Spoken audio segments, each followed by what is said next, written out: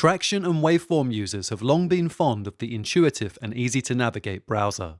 Did you know that you can create multiple browser panes and have them audition and synchronize loops simultaneously? Let's take a look. Creating additional browser panes is as simple as clicking the plus sign button. This places the browsers side by side, and they can be stacked either vertically or horizontally. Audio previews sync to the project tempo and between the browser panes, making it super easy to audition loops and experiment with different ideas.